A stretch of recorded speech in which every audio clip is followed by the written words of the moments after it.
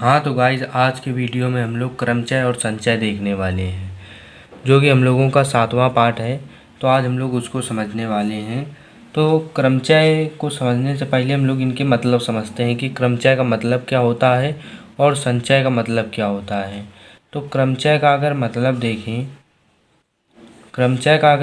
देखें तो क्रमचय बना है दो शब्दों से, क्रम धन चयन।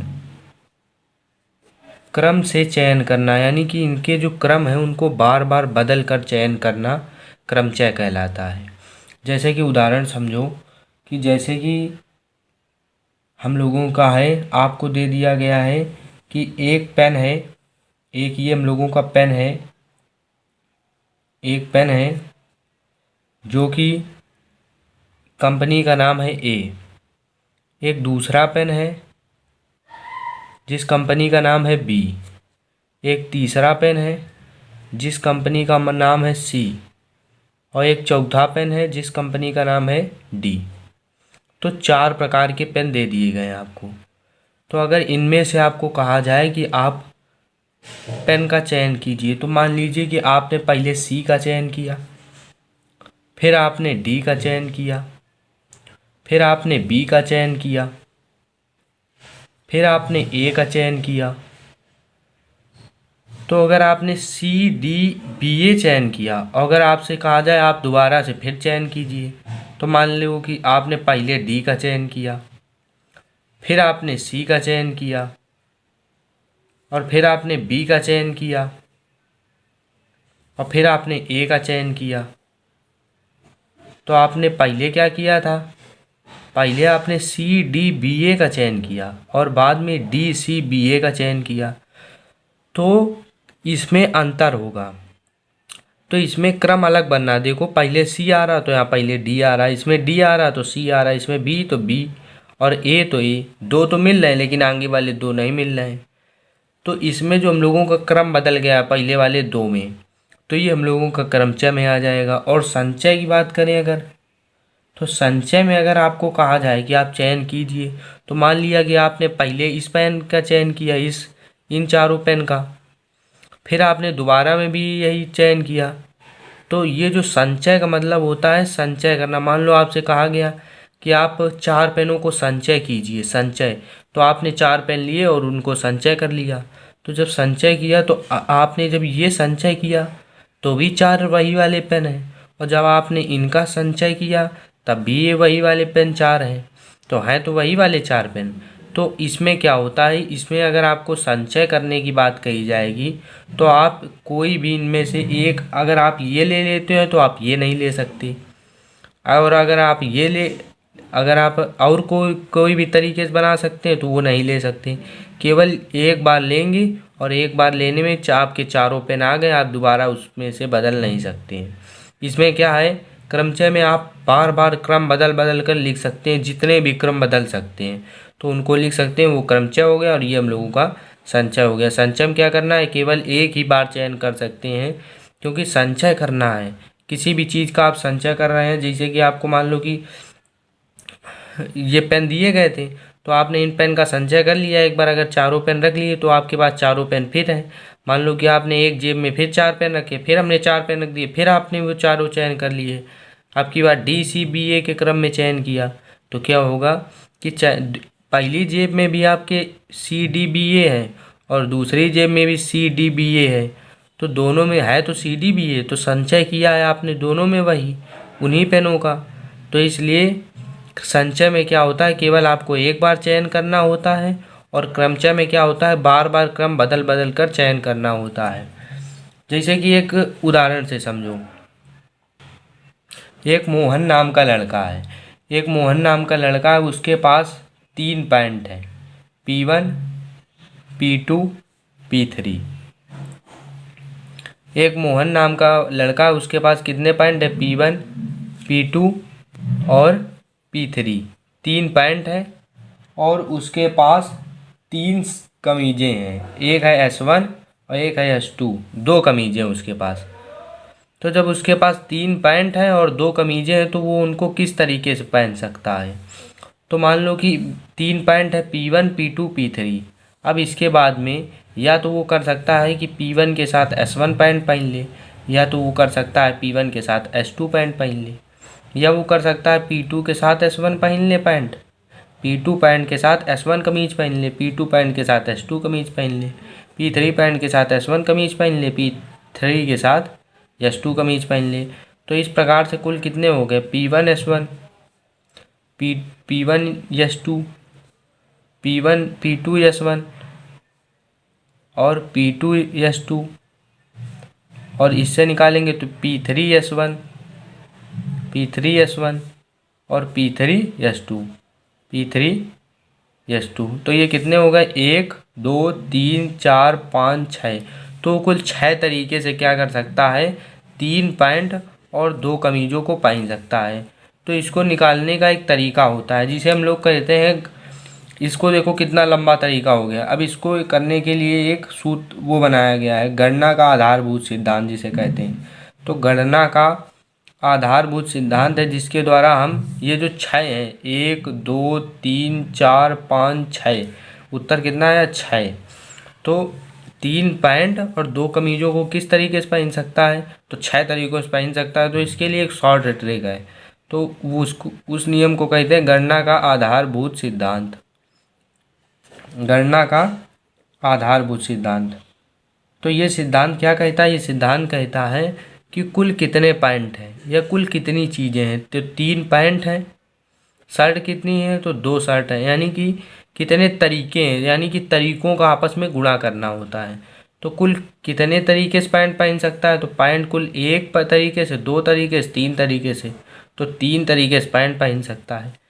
तो शर्ट कितने तरीक़ों से पहन सकता है? 1 और 2 तरीक़ों से शर्ट पहन सकता है। तो दोनों का आपस में गुणा करना होता है, यानी कि कितने तरीक़ों से कोई भी चीज़ पहन सकता है उनका गुणा करना, उत्तर आ जाएगा 3 दूनी 6। तो उत्तर इससे भी 6 आया, इससे भी 6 आया। अब एक और उदाहरण देखो।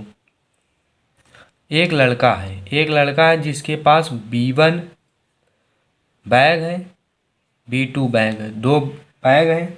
उसके पास 3 टिफ़िन है, T1 T2 T3, 3 टिफ़िन हैं। और उसके पास 2 पानी की बोतलें हैं, W1 W2, 2 बोतलें हैं। तो इनको वो किस तरीके से स्कूल में ले जा सकता है?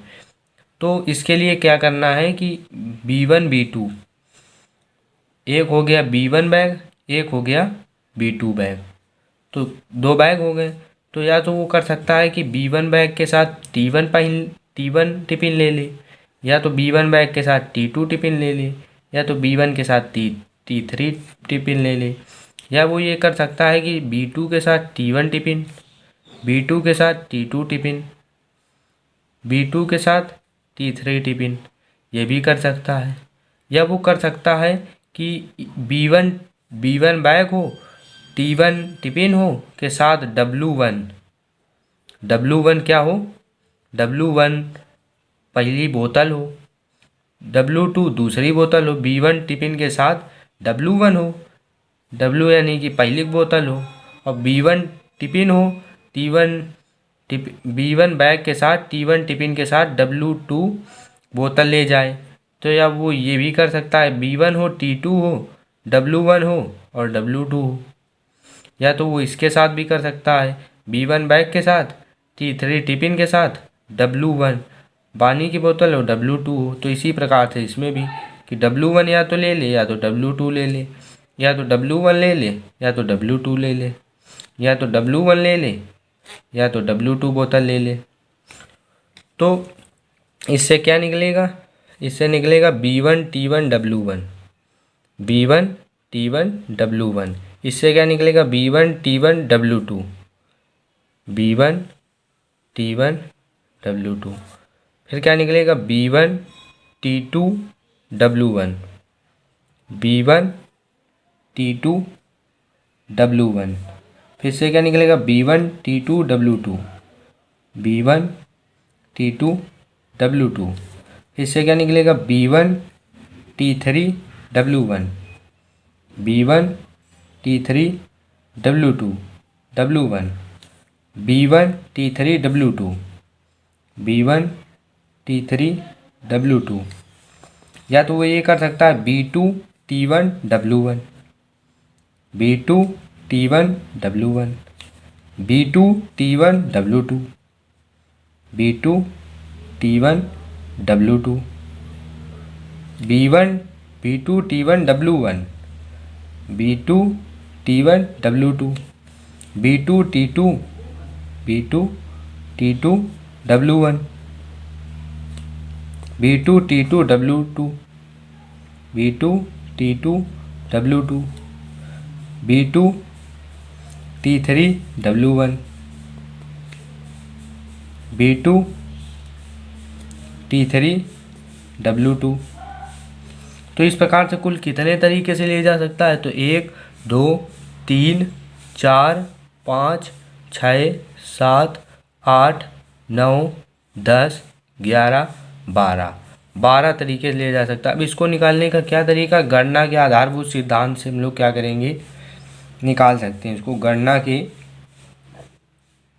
आधारभूत सिद्धांत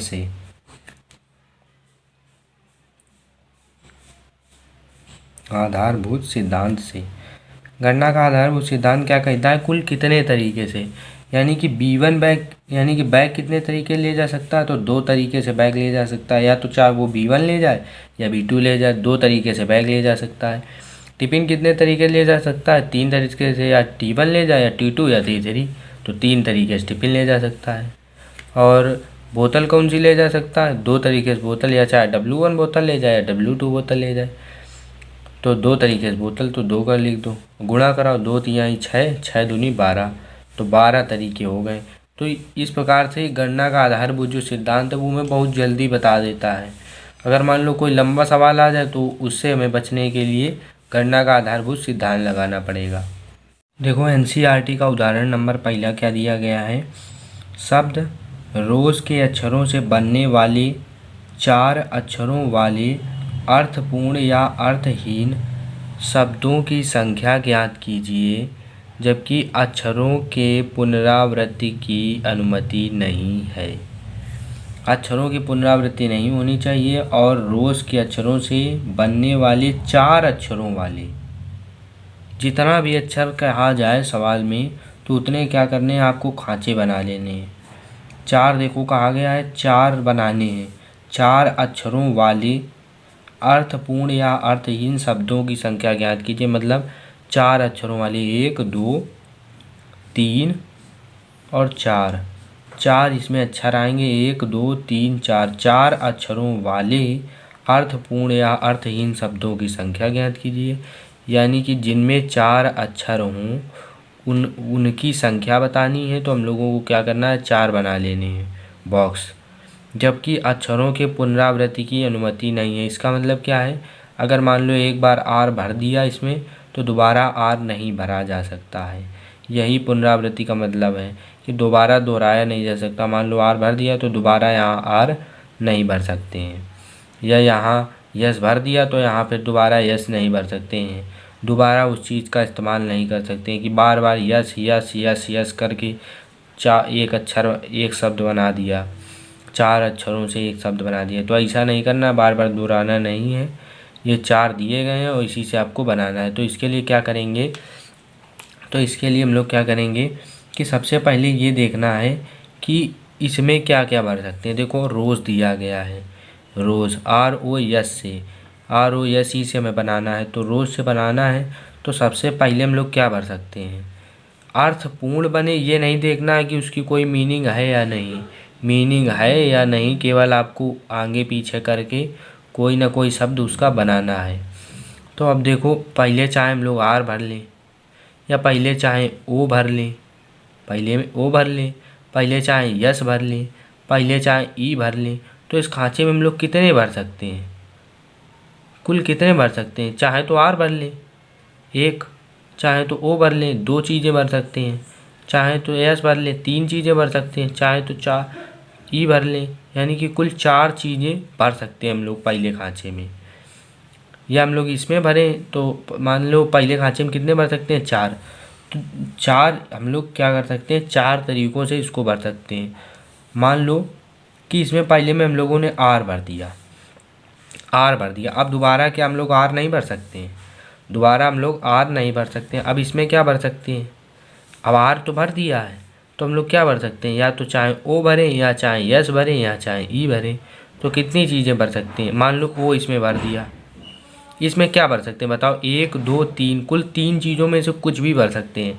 मान लो यस भर दिया, इसमें मान लो यस भर दिया, कुल कितनी चीज़ें भर सकते हैं, 1 2 3, तो कुल 3 चीज़ें इसमें भर सकते हैं हम लोग। अब मान लो यस भर दिया, अब यस को दोबारा दोहरा नहीं सकते क्योंकि सवाल में दिया गया है पुनरावृत्ति की अनुमति नहीं है। अब क्या भर सकते हैं, ओ चाहे भरें या ई भरें।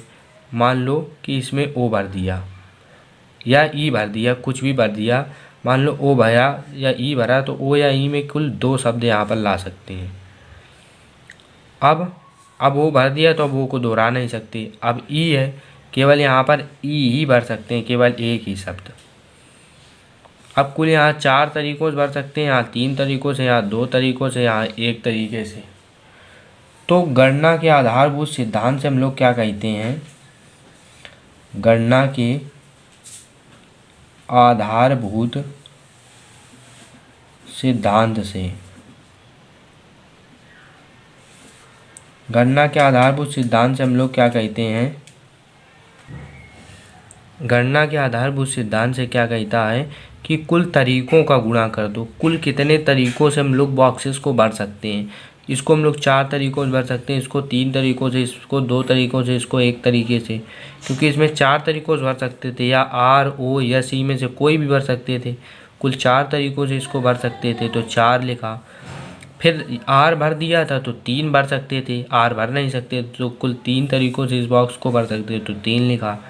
फिर अगर मान लो ओ भर दिया, यस भर दिया या ओ भर दिया, कुछ भी भर दिया, तो हम लोग इसको 2 तरीक़ों से भर सकते थे। अगर मान लो इसमें ओ भर दिया तो फिर हम लोग कुछ भर ही नहीं सकते थे, केवल ई भर सकते थे, तो केवल एक तरीका था भरने का।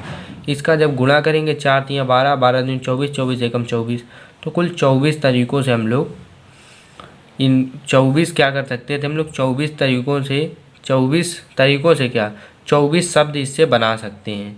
अर्थहीन शब्दों की संख्या या अर्थपूर्ण शब्दों की संख्या कितनी होगी, कुल 24 होगी।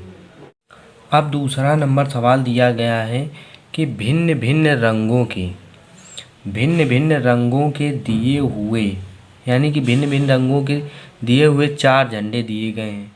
तो मान लो कि वो जो 4 झंडे हैं वो भिन्न भिन्न रंग के, क्योंकि इसमें रंग दिया नहीं गया। मान लो कि एक है लाल, एक है पीला, एक है नीला, एक है गुलाबी, तो कुल 4 प्रकार के दिए गए हैं। 4 झंडों से कितने भिन्न भिन्न रंग के संकेत उत्पन्न किए जा सकते हैं, यानी कि 4 झंडे, इनसे हम लोगों को एक संकेत बनाना है। यदि एक संकेत के लिए एक दूसरे के नीचे 2 झंडों की आवश्यकता पड़ती है, यानी कि एक झंडा ऐसे रहेगा, उसके नीचे दूसरा झंडा लगा देंगे, तो एक संकेत बन के हम लोगों का एक संकेत बन के क्या हो जाएगा, तैयार। यानी कि 2 झंडों से एक संकेत बनाना है। तो हम लोग इसको भी गणना के आधारभूत सिद्धांत से हल करेंगे। किसके सिद्धांत से, गणना के आधारभूत सिद्धांत से, गणना के आधारभूत सिद्धांत से। तो इसको हल करने के लिए हम लोग क्या करेंगे, इसको हल करने के लिए क्या करेंगे कि 4 झंडे दिए गए हैं, तो 4 झंडे में से मान लो पहले में हम लोग क्या भर सकते हैं, या तो हम चाहे लाल लगा दें, चाहे पीला लगा दें, चाहे नीला लगा दें, चाहे गुलाबी लगा दें, चारों में से कोई ना कोई इसमें भर सकते हैं। और बनाने का इसे भिन्न भिन्न, यानी कि अगर एक बार लाल भर दिया तो दोबारा इसमें लाल नहीं भर सकते हैं, ये कहने का तात्पर्य है। मान लो कि हम लोग पहले को कितने तरीक़ों से भर सकते हैं, तो कुल 4 तरीके हैं इसको भरने के। 4 तरीके का मतलब या तो लाल भर दें, या पीला भर दें, या नीला भर दें, या गुलाबी भर दें। अगर मान लो एक बार पहली बार हम लोगों ने इसमें लाल भर दिया, कौन सा कलर, लाल इसमें भर दिया, ऊपर लाल रखा, तो दूसरे में लाल ले नहीं सकते हैं। तो कुल कितने तरीके हैं, 3 तरीके, एक पीला, एक नीला, एक गुलाबी, तो कुल 3 तरीके से भर सकते हैं, कुल 3 तरीके से भर सकते हैं। तो 3 में से कोई भी इसमें भर सकते हैं। अब देखो गणना का आधारभूत सिद्धांत क्या कहता है, कुल कितने तरीके हैं, कुल कितने तरीके हैं पहले बॉक्स को भरने के, दूसरे बॉक्स को भरने के, जितने भी बॉक्स हैं उनको भरने के कुल कितने तरीके हैं। तो अगर वो कितने तरीके हैं उनका अगर आपस में मल्टीप्लाई कर दिया जाए तो उत्तर आ जाता है कि कोई भी चीज़ की कितने बन सकते हैं, कितने संकेत उत्पन्न होंगे, या जो प्रश्न में पूछा होगा वो कितने बन सकते हैं। तो जैसे कि 4 तरीके हैं, तो पहले बॉक्स के 4 तरीके हैं, दूसरे बॉक्स के 3 तरीके बनने के। तो 4 तियाँ हो गया 12 तरीके, यानी कि 12 संकेत उत्पन्न हो सकते हैं। प्रश्न में क्या पूछा गया था? भिन्न भिन्न रंग के संकेत उत्पन्न हो सकते हैं। भिन्न भिन्न रंग के कितने संकेत उत्पन्न हो सकते हैं? तो हम लोगों का उत्तर आ गया भिन्न भिन्न रंग के कुल 12 संकेत उत्पन्न हो सकते हैं। तो 12 उत्तर आ गया। निकाला कैसे? कि कुल जो बॉक्सेस होते हैं उनको भरने के कितने तरीके हैं, उनका आपस में गुणा करो। जैसे पहले वाले सवाल में क्या था, कुल 4 बॉक्स थे, तो 4 बॉक्स को भरने के लिए पहले को 4 तरीकों, दूसरे को 3 तरीके से, और तीसरे को 2, और चौथे को 1 तरीके से। तो उन चारों को आपस में गुणा किया, उत्तर आ गया 24। वैसे इसमें क्या है कि 4 झंडे हैं, और जिसमें से 4 झंडे हैं और 2 झंडों की आवश्यकता पड़ती है एक के लिए। 2 खाँचे बने हैं, क्योंकि 2 झंडों की आवश्यकता पड़ रही है। तो एक खाँचा ये हो गया, दूसरा खाँचा ये हो गया। तो पहले खाँचे को कितने तरीके? 4 तरीके से। दूसरे को कितने तरीके से? 3 तरीके से। दोनों का गुणा कराया तो कुल 12 संकेत उत्पन्न हो सकते हैं, कुल 4 हम लोगों के झंडों से। तो मिलते हैं अगले वीडियो में, तब तक के लिए जय हिंद, जय भारत।